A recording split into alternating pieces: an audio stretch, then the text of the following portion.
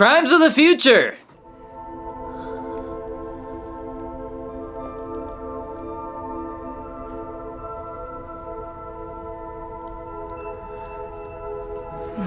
What the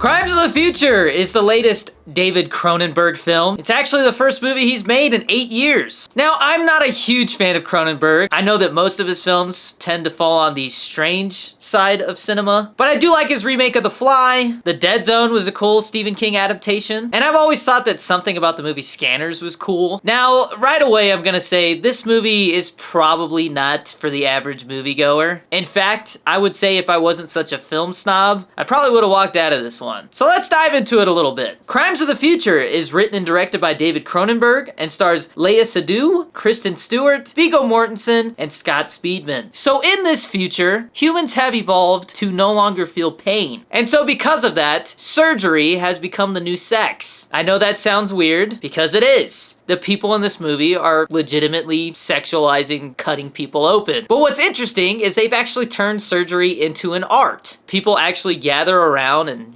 pull out their cameras and kind of get off on watching people get cut open and, digging around in their guts. And Saul Tenser, played by Viggo Mortensen, is one of these people who puts on those performances. And his partner, as well as I think lover, Caprice, performs these surgeries and definitely goes about it artistically. But what makes it more interesting is Viggo Mortensen's character is actually growing new organs that don't seem to serve a purpose yet, and it's happening more frequently. And on top of that, he's actually starting to experience pain again, or discomfort, which is something that people in this future no longer can do. Now, this does feel like a slice of life movie, which is when we kind of just peer into these people's lives and we see some stuff that's not necessarily exciting, but it really tells us what this world is like and what is considered normal. And so we see a lot of people getting cut open, and sometimes people kiss and lick those wounds, and it's very sensual and kind of uncomfortable to watch. But the reason why I thought about walking out is because there's a little bit too much graphic nudity. I've never been a person to want a bunch of nudity in a movie, but I do understand the artistic aspect of showing the human body. I just think this one took it a little too far. And the main plot does have to do with a bit of a mystery, and it does go somewhere. I just don't really know if there's a clear message. And I respect that this movie has some interesting ideas, and I think David Cronenberg might be a little off his rocker to be coming up with stuff like this, but there is a bit of a genius to it. I just don't know if I personally would have wanted to execute this story the way that he did. We get a lot of talking, and we get a lot of scenes of Viggo Mortensen walking around town, coughing because he's having some issues with maybe like a growth or something in his throat. We don't really know, but it's explained at the end of the movie. And so my biggest gripes with this movie are going a little too far, showing a little bit too much graphic nudity. The pacing is not the greatest. Like I said, there's a lot of talking and walking around, and it definitely makes it feel low budget at times. And there's some really cool props. It definitely makes it feel futuristic. But other aspects of the film feel cheap and like they were trying to stretch the budget a little bit or hide the budget. And the movie does kind of end suddenly and kind of left me wondering whether I even enjoyed the movie or not. But after days of thinking about this film, I will say it has stuck with me. It's very memorable, and I think I did enjoy it to an extent. I just don't think I can recommend this movie because it's just so strange. But if you're a fan of David Cronenberg, especially some of his stranger stuff, I think you're gonna dig this. And the reason why I think I enjoyed the movie more than I originally thought I did was because the movie is accompanied by a very good score from Howard Shore, who obviously, as you may know, did the score for the Lord of the Rings movies, and I think The Hobbit as well. But this is a more synthy, futuristic sounding soundtrack, and it definitely sets the tone and the mood of this futuristic story. And I mean, the performances are good enough to carry the film. I think Kristen Stewart was a little underutilized. I'm definitely not 100% on board with some of the artistic choices in this film, especially a scene towards the end. I would have not shown that, and if you've seen this movie, you know what I'm talking about. That's when I really thought about walking out, and it kind of pissed me off a little bit, because I didn't need to see that. And so because of that, and some of the other overly sexualized aspects of this film, I'm gonna say skip this one unless you're a big David Cronenberg fan. And so with those thoughts, I am gonna give Crimes of the Future a 4.5 out of 10. On TikTok, I originally gave this movie a 4, but I think the movie's really stuck with me, and so because of that, I decided to bump it up a little bit. And I do have to respect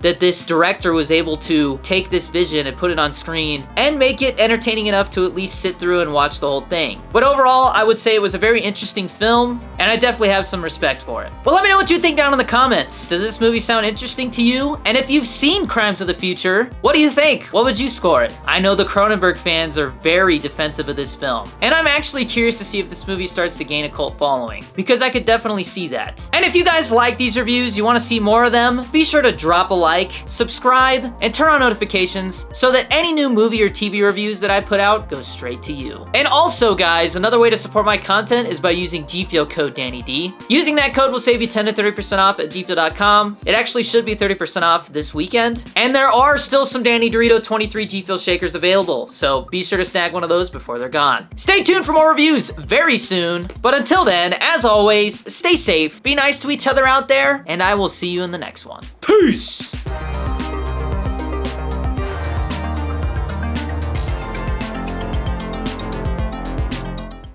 This was such a weird-ass movie.